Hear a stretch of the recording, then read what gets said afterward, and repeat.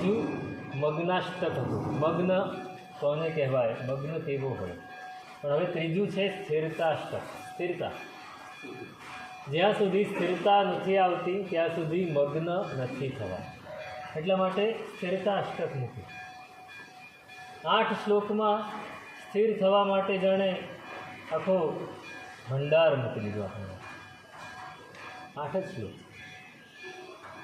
બહુ જ આપણે સતત ભમતા રહીએ છીએ, સતત ફાંફા મારતા રહીએ છીએ, સતત કંઈક મેળવવું છે, કંઈક જોવું છે, કંઈક પામવું છે, એની માટે આપણું મગજ ભમ્યા જ કરતું હોય છે. ક્યાંય સ્થિર નથી રહેતું, ક્યાંય એકાગ્ર થતું નથી. અને એકાગ્ર થાય તો ક્યાં થાય? આર્ત ધ્યાનમાં. આર્ત ધ્યાન. સંસાર એટલે આર્ત ધ્યાન. સંસારની વાત એટલે આર્ત ધ્યાન. સતત આર્ત ધ્યાનમાં આપણું મન સ્થિર થઈ જાય. કંઈક સારી વસ્તુ જોઈ અને મન એમાં લીન થઈ ગયું. કંઈક સારી પરિસ્થિતિ આવી, મન એમાં એકાગ્ર થઈ ગયું. પણ સારી એટલે આપણને ગમતી. જ્યાં રાગ થયો ત્યાં એકાગ્રતા આવે, જ્યાં દ્વેષ થયો ત્યાં એકાગ્રતા આવે. એ સિવાય ક્યાં એકાગ્રતા આવે? રાગ અને દ્વેષ સિવાય એકાગ્રતા આવે તો એ ધર્મમાં આવે, પણ ત્યાં એકાગ્રતા આવતી નથી. તો અહીંયા કહ્યું છે કે સ્થિરતા પણ કોઈક ધ્યેય વગર નથી આવતી. કંઈક ધ્યેય હોય તો સ્થિરતા આવે. આપણું શું ધ્યેય? આપણે કોઈ ધ્યેય બાંધ્યું છે ખરું? કોઈ લક્ષ્ય બાંધ્યું છે ખરું આ જીવનમાં? કોઈ પણ સાંસારિક રીતે પણ કોઈ લક્ષ્ય બાંધ્યું છે કે મારે આ પામવું છે, મારે આ કક્ષા સુધી પહોંચવું છે? ભાઈ મારે મુકેશ અંબાણી સુધી પહોંચવું છે, અથવા અમિતાભ બચ્ચન સુધી પહોંચવું છે, અથવા મારે ડૉક્ટર બનવું છે. અત્યારના યુવાનો લક્ષ્ય બાંધે છે કે અમારે ડૉક્ટર બનવું છે, કે CA બનવું છે, કે ફલાણું ઢીકણું કોઈ પણ ડિગ્રી મેળવવી છે. અને એની માટે પછી જો એ સિન્સિયર હોય તો, સિન્સિયર ના હોય તો ખાલી લક્ષ્ય બાંધ્યું, કોલેજમાં એડમિશન લઈ લીધું, પછી કાંઈ લેવા દેવાનું. પણ જેમ કે કોઈને MBBS કરવું છે, કોઈને ડૉક્ટરી કરવી છે, તો એને લક્ષ્ય બાંધવું પડે. MBBS અને એની પછી આગળની ડિગ્રી એને મેળવવી હોય તો દિવસના 18 કલાક વાંચવું પડે, 16 અને 18 કલાક. ત્યારે બાકી MBBS એમને એમ બની જવાય, પણ રેપ્યુટેડ, જેનું નામ, જે સારી રીતે લોકોની ટ્રીટમેન્ટ કરી શકે એવા ડૉક્ટર બનવું બહુ અઘરું. તો ત્યારે સ્થિરતા આવે. પણ એવી પણ સ્થિરતા આપણે જીવનમાં કોઈ લક્ષ્ય બાંધ્યા વગર પામ્યા નથી. આપણે લક્ષ્ય, આપણું સાંસારિક જીવનનું લક્ષ્ય, આપણું આર્થિક જીવનનું લક્ષ્ય, આપણું સામાજિક જીવનનું લક્ષ્ય કોઈ નથી બાંધ્યું. કોઈ બાંધ્યું છે? તો પછી ધાર્મિક જીવનમાં શું લક્ષ્ય બાંધ્યું? તમે જે ધર્મક્રિયા કરો છો એ ધર્મક્રિયા, એની માટે કોઈ લક્ષ્ય બાંધ્યું છે ખરું? કે મારે જીવનમાં આ પોઈન્ટ સુધી તો પહોંચવું જ છે, એવું કોઈ લક્ષ્ય નક્કી કર્યું છે? વિચારો, મને જવાબ આપો. દોષો દૂર કરવાનું લક્ષ્ય. હા, દોષો દૂર કરવાનું. હા, એવું પણ ગુણો વધારવાનું, દોષો દૂર કરવાનું. પણ એ લક્ષ્યને અનુસારે પ્રવર્તીએ છીએ કે લક્ષ્યને અનુસારે પ્રવર્તીએ છીએ ખરા? એની માટે જરૂરી નિરીક્ષણ, આત્મનિરીક્ષણ, મનને વારંવાર ચકાસવું, આપણા વર્તનને વારંવાર તપાસવું, એ આપણે કરીએ છીએ ખરા? જો એ થાય તો સ્થિરતા આવે. મૂળ વસ્તુ સ્થિરતાની છે. જો લક્ષ્ય બાંધ્યું છે તો ઠરી શકાય, લક્ષ્ય નથી બાંધ્યું તો આપણે આમથી તેમ ફાંફા જ મારવાના છે. સ્થિરતા 2 પ્રકારની છે, એક દ્રવ્ય સ્થિરતા અને એક ભાવ સ્થિરતા. દ્રવ્ય સ્થિરતા, આપણે ધર્મક્રિયા કરીએ પણ ઉપયોગ વગર કર્યા કરીએ, આપણે ધર્મક્રિયા કરીએ પણ લક્ષ્ય વગર કર્યા કરીએ, એમાં એકાગ્રતા આવતી નથી, તો એ દ્રવ્ય સ્થિરતા છે. ધર્મક્રિયા કરી એટલે ધર્મક્રિયા કરતી વખતે આપણે અહીંયા જ છીએ, પણ એ ઉપયોગ વગર કર્યું. શેની માટે કરો છો એ ખબર નથી. હા, તમને ખબર પડી ગઈ કે મારે આની માટે કરવું છે, અને પછી તમે વિના એકાગ્રતાએ પણ કર્યા કરો તો પણ એ દ્રવ્ય સ્થિરતા. લક્ષ્ય બાંધી પણ લીધું, દ્રવ્ય સ્થિતિમાં મનનો ઉપયોગ જરૂરી છે. કોઈ પણ પરિસ્થિતિમાં મનનો ઉપયોગ જરૂરી છે. બસ આ એક જ વાત કરવી છે. અધ્યાત્મના માર્ગ ઉપર ચાલવું હોય તો સૌથી પહેલાં મન, સૌથી પહેલાં મનને સાધવાનું છે. મન સાધ્યું તેણે સઘળું સાધ્યું, એ નહીં વાત છે ખોટી. એમ કહે સાધ્યું ન વિમાનું, એ કહી વાત છે મોટી. એમ કોઈ કહી દે કે મેં મન સાધી લીધું તો હું માનું નહીં. આનંદ ગંજી ના પાડે છે. આનંદ ગંજી ના પાડે છે. એક જ વાત મોટી છે, આને તમે સાધી લો અને તમે સ્થિર થાઓ. સ્થિર થાઓ તો તમારું લક્ષ્ય એ તમને સિદ્ધ થશે. તો આ દ્રવ્ય સ્થિરતા અને ભાવ સ્થિરતા પણ પાછી બે પ્રકારની છે. એક શુભ છે, એક અશુભ છે. ભાવ સ્થિરતા, આપણો ભાવ ક્યાં સ્થિર થયો છે? રાગ દ્વેષમાં સ્થિર થયો છે, મોહમાં સ્થિર થયો છે, કષાયોમાં સ્થિર થયો છે, વિષયોમાં સ્થિર થયો છે, તો એ અશુભ છે. અને એ જ રાગ આપણો વિતરાગતામાં સ્થિર થયો છે, સમતામાં સ્થિર થયો છે, પરમાત્માની ભક્તિમાં સ્થિર થયો છે, પરમાત્માની આજ્ઞામાં સ્થિર થયો છે, પરમાત્માએ ફરમાવેલા શાસ્ત્રની વાતોમાં જ્ઞાન દર્શન અને ચારિત્રમાં સ્થિર થયો છે, તો એ શુભ. આપણે કઈ સ્થિરતા મેળવવી છે એ નક્કી કરવું. એ નક્કી કરવું છે. આપણે કંઈક ધ્યેય બાંધવું છે, કંઈક નક્કી કરવું છે, કંઈક લક્ષ્ય નક્કી કરવું છે કે મારે જીવનમાં આટલું તો મેળવવું જ છે. અને એ લક્ષ્યને અનુસારે પછી ચાલવું પણ છે. લક્ષ્ય તો બાંધી લીધું કે મારે બોમ્બે જવું છે, પણ હું પછી ચાલું જ નહીં. ભાઈ હમણાં જવાય છે, ભાઈ ઉતાવળ શું છે? ઉતાવળ શું છે? જ્યારે એકદમ ફ્રી થઈ જઈશું ત્યારે મુંબઈ જઈ આવશું. તો મુંબઈ જવાય નહીં, તો એ લક્ષ્ય સુધી પહોંચાય નહીં. લક્ષ્ય પામવું છે તો મનને એની માટે તૈયાર કરવું પડે.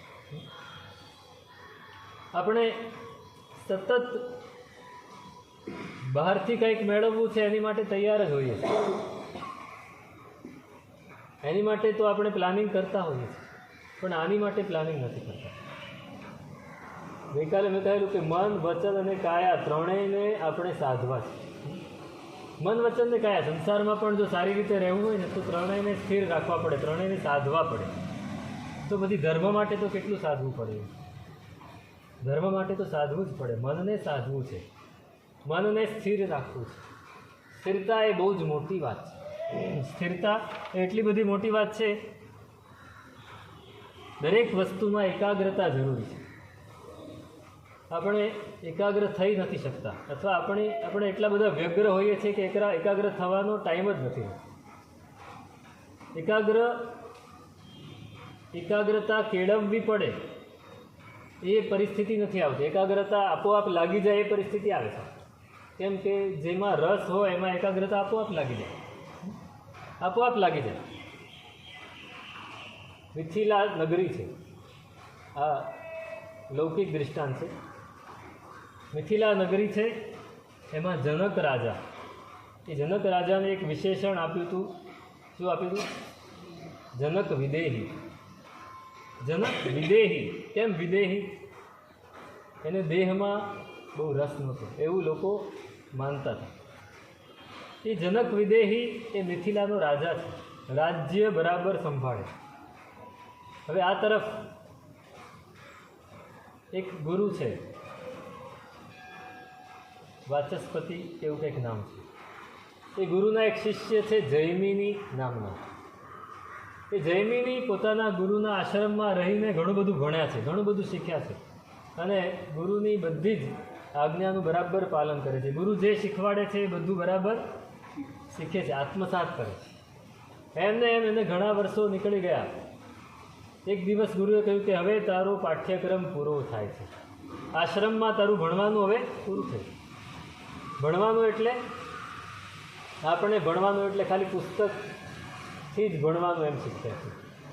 ભણવાનું બે પ્રકારનું છે. મેં પહેલાં પણ કહેલું, ગ્રહણ શિક્ષા અને આસ્તીવન શિક્ષા. ગ્રહણ શિક્ષા એટલે ભણવાનું, પણ આસ્તીવન શિક્ષા એટલે આચરવાનું. એ પણ શીખવું પડે, એને પણ ભણવું પડે. આપણે પુસ્તક વાંચી લીધું એટલે, અથવા તો કંઈક જાણી લીધું એટલે આપણે એમ થાય કે મને આવડી ગયું. નહીં, એ આવડ્યું નથી. ફાધર વાલેસ હતા ને, એ ગણિતના પ્રોફેસર હતા મૂળ. તો એમણે એક દાખલો, પોતાનો અનુભવ નોંધ્યો છે કે હું ભણતો હતો, સ્પેનમાં ભણતો હતો. હવે અહીંની આપણી જે BA MA કક્ષાની વાત હોય એ કક્ષામાં એ ભણતા હતા. એ ભણતા હતા અને એમાં એમને ભણવા માટે ગણિતનો વિષય એમને બહુ જ ગમે, એટલે ગણિત ભણતા હતા. એમાં એમને થિયરમ આવે, તમે કદાચ નામ સાંભળ્યું હતું, થિયરમ. પાયથાગોરસના થિયરમ આવે, અલગ અલગ જે ગણિતજ્ઞો જૂના થઈ ગયા એમના થિયરમો આવે. એ થિયરમ એ ભણે છે, એ થિયરમની ફોર્મ્યુલા એ બધી ભણે છે. એ ભણતા ભણતા એને થયું કે આ ફોર્મ્યુલા મને આવડી ગઈ. એ ફોર્મ્યુલાથી જે દાખલો ગણવાનો છે એ પણ મને બેસી ગયો. પણ એ દાખલો આખરે કહેવા શું માગે છે એ તો બેઠું નથી. આ થિયરમ આ દાખલો E=mc² એ એક ફોર્મ્યુલા આઈન્સ્ટાઈને બનાવી, એ આપણને આવડી ગઈ સમજો. એનાથી જે દાખલો બનતો એ પણ આવડી ગયો, પણ એ કહેવા શું માગે છે એ હજી તો અંદર નથી બેસતું મગજમાં. અને એની પાછળ કે હું ભણતા ભણતા ભણતા એની પાછળ પડી ગયો કે આ શું કહેવા માગે છે, તો મને સમજાવવું જોઈએ ને. મને થિયરી એની બધી આવડી ગઈ, પણ એ પ્રેક્ટિકલમાં એ થિયરમ શું કહેવા માગે છે. હંમેશા થિયરમ કોઈ પણ બહારની પરિસ્થિતિને આધારિત હોય, એ પરિસ્થિતિને અનુસરે એ થિયરમ બનાવવામાં આવ્યું હોય. તો એ પરિસ્થિતિ કઈ પરિસ્થિતિમાં આ કામ લાગે એ તો મારે સમજવું પડે ને. એના વગર હું અનુભવ કેવી રીતે પામું. અને એની પાછળ એવા પડી ગયા કે 3, 4 દિવસ 5 દિવસ થયા અને એ થિયરમ એ શું કહેવા માગે છે. અચાનક એક દિવસ અંદરથી ઝબકારો થયો કે આ થિયરમ તો આ કહેવા માગે છે. આવી પરિસ્થિતિ હોય ત્યારે આ ફોર્મ્યુલા વાપરવી તો એ પરિસ્થિતિમાંથી આપણે બહાર નીકળી શકીએ. અચાનક જ ઝબકારો થયો અને અંદર થયું કે ના, વાત તો સાચી છે. એ થિયરમને એમણે અનુભવી લીધું. શું કર્યું? અનુભવ. એક ફોર્મ્યુલાને અનુભવી લીધી. બસ આ જ વસ્તુ આપણને જે આ સૂત્રો ભણાવવામાં આવે છે, જે આ ક્રિયા કરાવવામાં આવે છે, એ બધી ફોર્મ્યુલા છે. એ ફોર્મ્યુલા આપણને એમ થાય છે કે મને આવડી ગઈ. પ્રતિક્રમણ મને આવડી ગયું, સામાયિક મને આવડી ગઈ, સામાયિક લેતા પાડતા આવડી, સામાયિકમાં બેસતા આવડ્યું, પણ સામાયિક કરતા નથી આવડ્યું. એ અનુભવવાનું છે. સામાયિક અંદરથી અનુભવાય. સામાયિક અંદરથી અનુભવાય. આગમથી સામાયિક એટલે શું? ફરીથી એકવાર કહું. આગમથી, ભાવથી સામાયિક એટલે શું? તો કે સામાયિક શબ્દનો અર્થ જાણતો હોય અને સામાયિક શબ્દના અર્થને પોતે અનુભવતો હોય, એના ઉપયોગમાં હોય તો એ સામાયિક. નહીંતર દ્રવ્ય સામાયિક, ભાવ સામાયિક હોય. હવે કે આપણે સામાયિકને અનુભવીએ છીએ ખરા? સીધું ના નહીં પાડી દો. સામાયિક સીધું હા પણ નહીં પાડો, સીધું ના પણ નહીં પાડો. એ છે ને પછી ભૂલી જવાનો ધંધો. એને અંદર ઉતારો કે સામાયિકને હું અનુભવું છું ખરો. હું એક સામાયિક કરું ત્યારે મને 2 ઘડીનું સામાયિક છે, એમાં 2 મિનિટ પણ એ સામાયિકનો અનુભવ થાય છે, એ સમતાનો અનુભવ થાય છે, મધ્યસ્થ ભાવનો અનુભવ થાય છે, રાગ દ્વેષ રહિતપણાનો અનુભવ થાય છે. આપણી જાતની આપણે તપાસ કરવાની. તો એ જનક વિદેહી એને પેલા જૈમિનીને એમના ગુરુએ કહ્યું કે તમે આ બધું ભણી લીધું, તમે આશ્રમમાં શીખી લીધું બધું, હવે છેલ્લી એક વાત શીખવાની છે તમારે. પણ એ વાત હું નહીં શીખવાડું. હું નહીં શીખવાડું.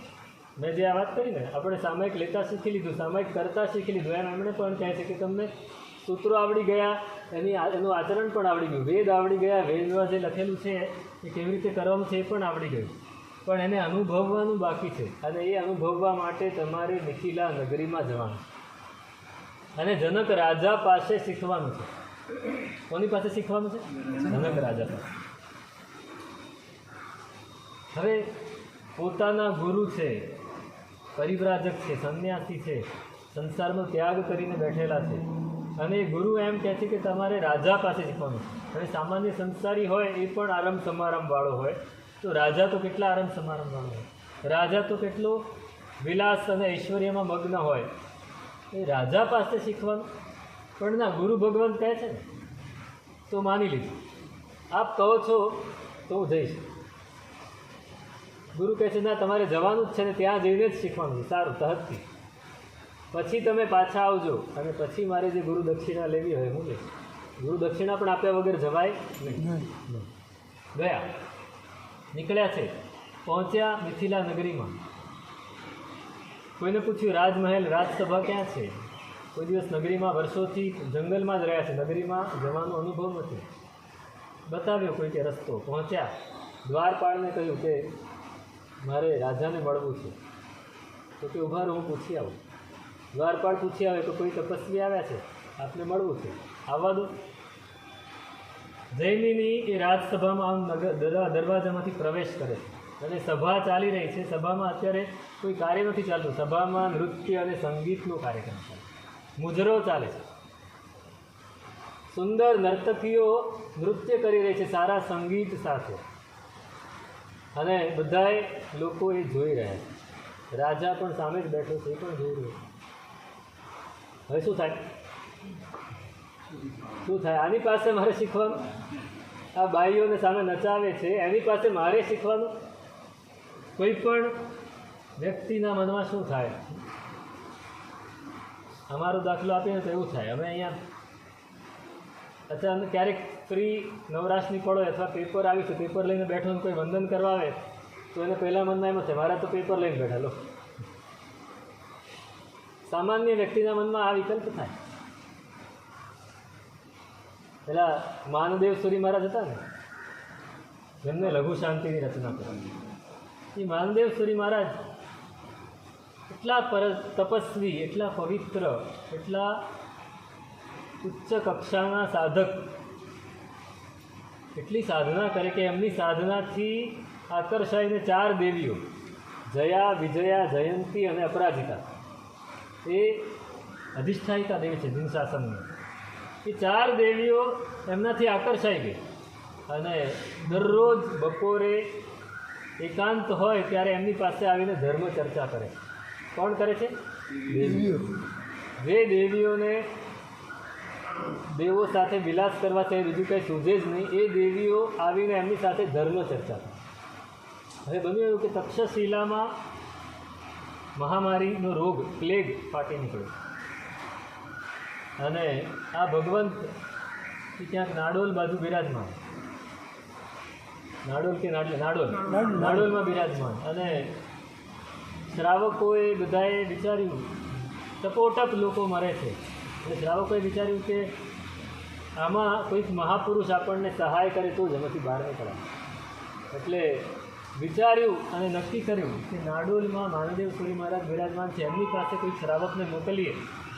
કોઈક મજબૂત શ્રાવક હોય, ઝડપથી જઈ અને નિવારણ લઈને પાછો આવે. અને એ શ્રાવક આવ્યો, એ બરાબર બપોરના ટાઈમે જ પહોંચ્યો અને નિસિંહ કરીને ઉપાશ્રયમાં પ્રવેશ કર્યો.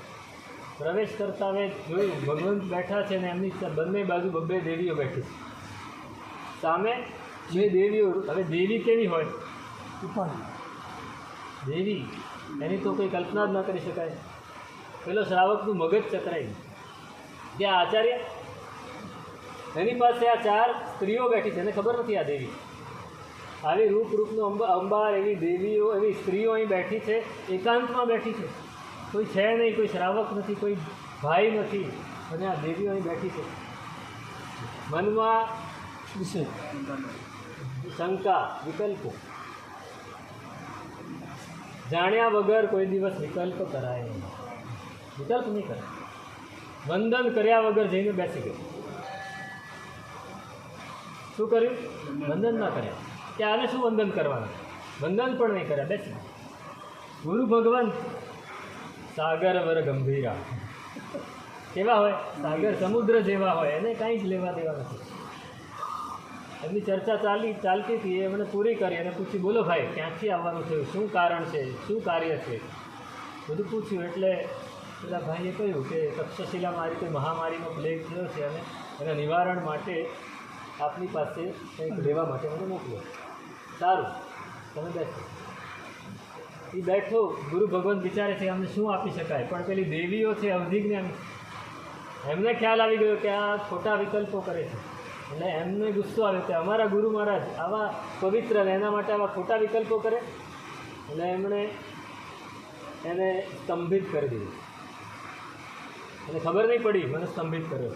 ગુરુ ભગવંતે તો તરત જ એકદમ ગંભીર હતા, એકદમ પવિત્ર હતા. જેવું આ સાંભળ્યું, કરુણાવંત હતા. મનમાં શાંતિ, લઘુ શાંતિ સ્તોત્ર ઉગ્યું. એ સ્તવન, એ લઘુ શાંતિ સ્તોત્ર એમણે ત્યાં લખ્યું ફટાફટ. અને પેલા શ્રાવકને કીધું, જુઓ આ લઘુ શાંતિ સ્તોત્ર છે એ તમે ત્યાં જાઓ, એનો પાઠ કરો 108 વાર, પાણી ઉપર હાથ મૂકીને, અને એ પાણી મંત્રિત પાણી આખા નગરમાં છંટકાવ કરો, બધું શમી જશે. પણ એક વાત છે કે તક્ષશિલા નગરી આમે 3 વર્ષ પછી આખી ભાંગી જ જવાની છે. એને મ્લેચ્છો આવીને એનો નાશ કરી નાખવાના છે. પણ છતાંય 3 વર્ષ માટે પણ તમે બચી શકો એટલા માટે હું આપું છું, લઈ લો. પેલો ઊભો જ ના થઈ શકે, સ્તંભિત કરી દીધો, ઊભો ના થઈ શકે કે સાહેબ હું ઊભો નથી થઈ શકતો, હલી પણ નથી શકતો, ખાલી ફક્ત બોલી શકું. ગુરુ ગૌતમ કે કેમ, શું કર્યું તમે? સાહેબ મેં કાંઈ નથી કર્યું. દેવીઓ કે કેમ કાંઈ નથી કર્યું? ગુરુ ભગવાન માટે ખોટો વિચાર કર્યો કે નહીં? ગુરુ ભગવાન માટે ખોટો વિચાર કર્યો તો આ જ થવાનું. અમે તને આ તો ફક્ત સ્તંભિત કર્યો છે, બાકી તને નાશ પણ કરી શકે. તને અહીંયા જ મારી નાખે. પેલો ગભરાઈ ગયો, માફી માગવા માંડ્યો, નહીં નહીં નહીં નહીં, મને કાંઈ નહીં કરો, મને કાંઈ નહીં કરો, મારી ભૂલ થઈ ગઈ. તો તને એટલી પણ સમજણ નથી? આવા ભગવંત વિશે તું વિકલ્પ કરે છે. તારે તને શંકા હોય તો પૂછી લે કે ભગવંત આ કોણ છે, અત્યારે કોણ બેઠું છે? મનમાં કેમ વિકલ્પ છે? શ્રાવક હજી બન્યા ન હોય તો આવું થાય. શ્રાવક એ કેવો હોય? વિવેકી હોય, ગંભીર હોય. ગુરુ ભગવાન માટે એવું વિચારાય. અમને પણ આવો અનુભવ સુરતમાં થઈ ગયો, કૈલાસનગરમાં જ થઈ ગયો. મારે શું થયું નથી કે પણ એ મારો પ્રોબ્લેમ છે, તમારો નથી. એટલે પણ લોકો છે ને એ હંમેશા બાહ્ય વસ્તુ જોઈને અથવા તો કંઈક ધારણા બાંધીને, અમને તો હજી કોઈ, હું સુરતમાં જ પહેલી વાર આવ્યો, ઘણા વર્ષે આવ્યો, અને આવી રીતે પણ કોઈ અમને જોયા નહીં, પણ અમારા વિશે ધારણા બહુ બાંધી લીધેલી હોય.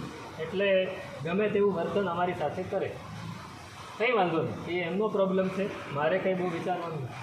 પણ વિવેક હોવો જોઈએ, ગંભીરતા હોવી જોઈએ. તો એ શ્રાવક માફી માગી અને ખ્યાલ આવી ગયો કે આ તો દેવીઓ છે. દેવીએ પણ કહે અમે શાસનની અધિષ્ઠાયિકા દેવી છીએ, અને આમનાથી આકર્ષે ને એમના ગુણોથી, એમની પવિત્રતાથી આકર્ષે. બાકી દેવી કોઈ દિવસ કોઈની સાથે જાય, દેવ જાય, દેવી સમજ્યો. પેલો શ્રાવક ખૂબ ક્ષમા માગી અને ગયો. તો અહીંયા જૈમિની પણ અંદર પ્રવેશ કરે છે ને એને રાજા ઉપર અભાવ થઈ ગયો કે આની પાસે મારે શીખવાનું. એટલે ઊભા રહ્યા જઈને રાજાએ તરત જ નૃત્ય બંધ કરાવ્યું, સંગીત બંધ કરાવ્યું. પધારો તપસ્વી, બિરાજો. પોતાના સેવકને કહીને આસન અપાયું, કાષ્ઠા આસન, એની પર બેસાડ્યા. એટલે મનમાં ધૂંધવાય છે, આપને શું કાર્ય છે, શું આપની સેવા કરી શકું, મને ફરમાવો. મારા ગુરુ મહારાજે તમારી પાસે મને શીખવા મોકલ્યો છે, પણ મને લાગે છે કે મારે હવે અહીંયા શું શીખવું? સીધું કહી જ દે, સીધું કહી દે. તમારા ગુરુ કોણ? તો કે આ ફલાણા વાચસ્પતિ. અચ્છા, એમણે મોકલ્યા છે, કાંઈ વાંધો નહીં, એમની આજ્ઞા છે એટલે મારે તમને શીખવવું જ પડે ને તમારે શીખવું પડે. પણ મારી એક શરત છે, મારી એક શરત છે, હું તમને શીખવાડીશ, પણ એ પહેલાં તમારે મારી એક શરતનું પાલન કરવું પડશે. કઈ શરત? તો કે હું તમને એક કટોરો તેલનો ભરીને આપું. ખ્યાલ છે તમને? તેલનો કટોરો ભરીને તમને આપું છું. એ કટોરો લઈને તમારે આખા નગરમાં એક ચક્કર મારવાનું છે, પાછું અહીં આવવાનું. તમારી સાથે 2 સૈનિકો ખુલ્લી તલવારે ચાલશે. તેલનું એક પણ ટીપું નીચે પડવું જોઈએ. છલોછલ ભરેલો છે, તમારે એક પણ ટીપું તેલનું નીચે પડવું જોઈએ. નીચે એક પણ ટીપું પડ્યું તો તમારું ગળું કાપી દે. આ મારી શરત છે. તમે એ શરતને પૂરી કરીને પાછા અહીં આવો, પછી હું તમને શીખવાડીશ. બ્રહ્મનું જ્ઞાન લેવું છે. શેનું જ્ઞાન લેવું છે? બ્રહ્મનું જ્ઞાન, પ્રેક્ટિકલ જ્ઞાન લેવું છે. ગુરુએ કહ્યું પ્રેક્ટિકલ જ્ઞાન ત્યાં મળશે. સારું, મનમાં તો હજી ગુંદવાટ છે, પણ તરત જ તેલનો પ્યાલો અને 2 તલવાર લઈને આવી ગયા એટલે ગભરાયા. હવે તો આ કરવું જ પડશે. એટલે તેલનો કટોરો લઈને એ ભાઈ નીકળી પડ્યા. અને પાછળ ને પાછળ બે સૈનિકો ચાલે છે ખુલ્લી તલવાર સાથે. ચાલે છે આ ભાઈ આગળ આખા નગરમાં, રાજમાર્ગમાં એને શરૂ કર્યું. ચારેકોર રંગ રાગની દુકાનો છે, લોકો મોજ મજા મસ્તી કરી રહ્યા છે, ક્યાંક નૃત્ય ચાલી રહ્યું છે, ક્યાંક સંગીત ચાલી રહ્યું છે, ક્યાંક સ્ત્રીઓ રસ્તામાં જઈ રહી છે, ક્યાંક છોકરાઓ રમી રહ્યા છે, ક્યાંક મેળો ભરાયેલો છે. અને આ નીકળે છે એ આખા નગરમાં ફરતા ફરતા ફરતા ફરતા એટલે માણસોને રસ્તો દેખાડતા જાય એમ ફરતા ફરતા ફરતા પાછા રાજસભામાં આવ્યા અને રાજસભામાં પ્રવેશ કર્યો. ખૂબ સરસ. તમે અહીંયા પહોંચી શક્યા એનો મતલબ કે તેલનું એક પણ ટીપું હજી બહુ સરસ. મને ખૂબ આનંદ થયો. હવે હું તમને શીખવાડી શકું. મારે ફક્ત તમને એક જ પ્રશ્ન પૂછવો છે કે આખા નગરમાં તમે ચાલ્યા એમાં તમે શું શું જોયું? કેટલા નૃત્ય જોયા, કેટલા નાટક જોયા, કેટલા સ્ત્રી પુરુષોને જોયા, કેટલા બાળકોને જોયા, કેટલો મેળો જોયો? તો કે મને કાંઈ જ ખબર કંઈ ખબર છે? મને કાંઈ જ ખબર નથી. કેમ? તો કે આ મોત માથે ભમતું હોય તો પછી કાંઈ શેના ઉપર ધ્યાન રહે? મારું ધ્યાન સતત આ તેલ ઉપર હતું કે એક પણ ટીપું સહેજ પણ હલે નહીં, એકદમ સ્થિર રહે. બસ મારું જીવન પણ એવું જ છે. મારા ગુણોનો પ્યાલો હું સતત લઈને ચાલું છું, એમાંથી એક પણ ગુણનું ટીપું નીચે ઢોળાવવું નહીં જોઈએ. શું? એક પણ ગુણનું ટીપું નીચે ઢોળાવવું નહીં જોઈએ. જો એ ઢોળાય તો શું કહેવાય? પ્રમાદ કહેવાય. પ્રમાદો વય મૃત્યુ. પ્રમાદ એ જ મૃત્યુ છે. મારે મરણ નથી પામવું, મારે અપ્રમત્ત રહેવું છે. આ તમે જોઈ રહ્યા હતા ને આ નૃત્ય, એ નૃત્ય મને નથી દેખાતું. મને તો પરમાણુના ઢગલા દેખાય છે. મને પરમાણુના ઢગલા દેખાય છે. મને સ્મશાનમાં રહેલા હાડપિંજર દેખાય છે, બીજું કાંઈ નથી દેખાતું. ત્યારે જૈમિનીને ખબર પડી કે જનક વિદેહી અમને વિદેહી નથી કહેવાતા. તમને એક તેલના કટોરામાં તમને આટલું થયું કે તમે કાંઈ પણ બીજું જોઈ શક્યા નહીં, સમજી ન શક્યા, ખબર ના પડી. મારું તો આખી જિંદગી જ એવી. મારે તમને આ જ શીખવાડવાનું છે, બીજું કાંઈ નથી શીખવાડવાનું. તમને મારે આ જ પાઠ શીખવાડવાનો છે કે સતત તમે અપ્રમત્ત રહો, સાવધાન રહો. અને જેમ જેમ તમે અપ્રમત્ત બનશો એમ આપોઆપ અંદરથી બધું ઉગતું જશે. આપોઆપ અંદર તમારો આત્મા જ તમને રસ્તો દેખાડશે. બહારથી કોઈ રસ્તો મારે તમને કંઈ શીખવાનું નથી. મારે તમને ખાલી જાગૃત જ કરવાના છે. સમજાયું તમને? જૈમિનીને પૂછે છે તો કે હવે સમજાઈ ગયું. ક્ષમા માગી કે ગુરુની આજ્ઞા ઉપર મેં અવિશ્વાસ કર્યો, તમારી ઉપર અવિશ્વાસ કર્યો. ના, તમે જ સાચા વિદેહી છો. અમે તો હજી બહારથી, અમે તો હજી બાહ્ય રીતે સંસારનો ત્યાગ કરી નીકળ્યા છે, અંદરથી સંસાર ગયો. બસ આ જ કરવાનું છે.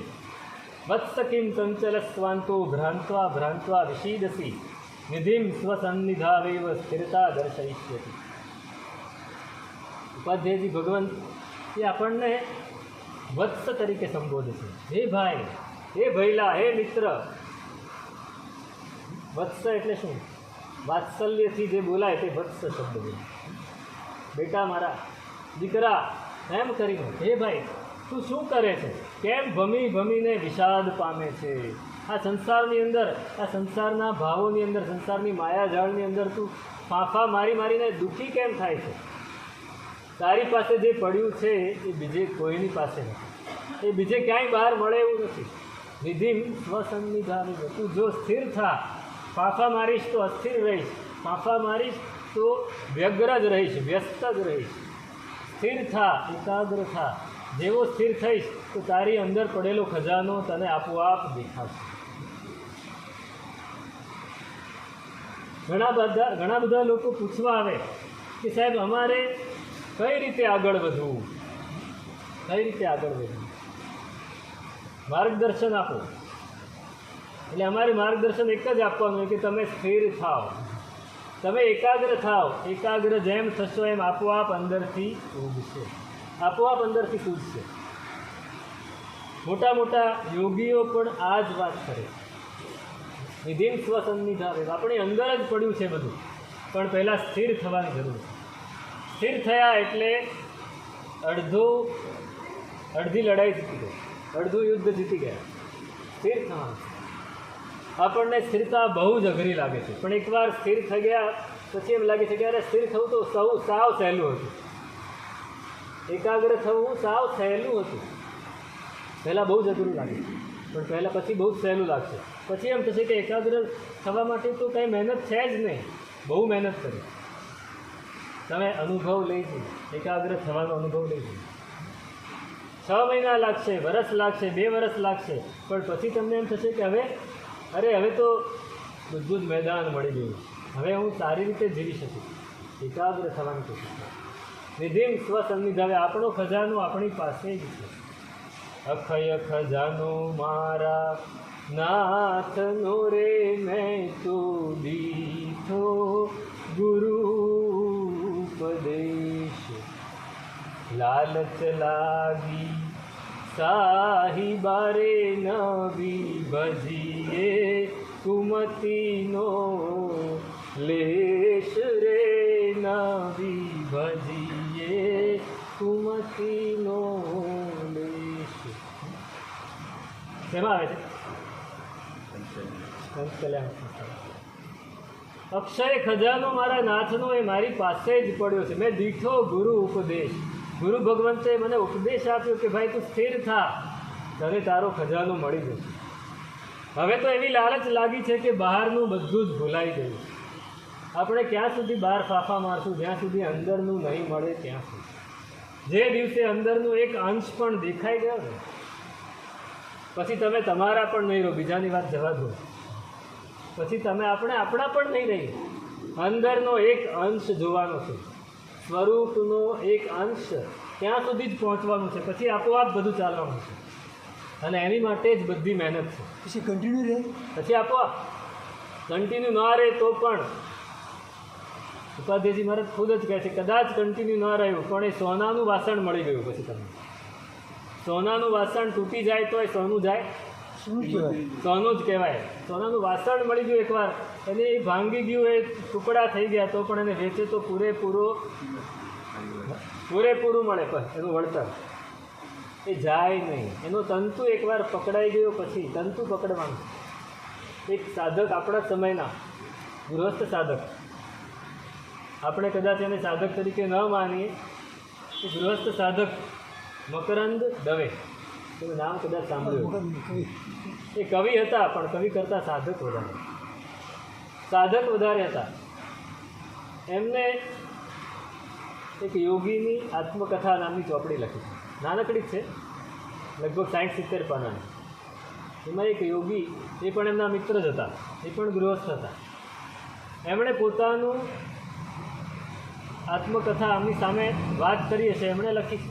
એમાં લખ્યું છે કે તંતુ પકડી રાખવાનું. સાધનાનો તંતુ આપણે છોડી દઈએ. સહેજ આપણને અઘરું લાગ્યું એટલે આપણે છોડી દઈએ.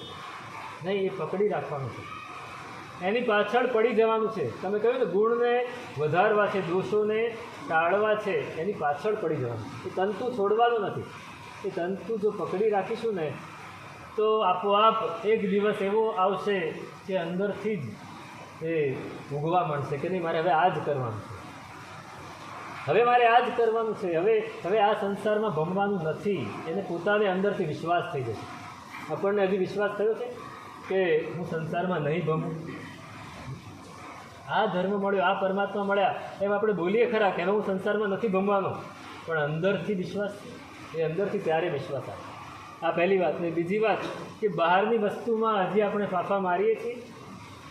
જો એ અંદરથી વિશ્વાસ આવી ગયો તો બહારની વસ્તુમાં ફાંફા મારવાનું બંધ થઈ જાય. આ બે વસ્તુ જ્યારે આવે તો સમજવું કે તંતુ બરાબર પકડાય.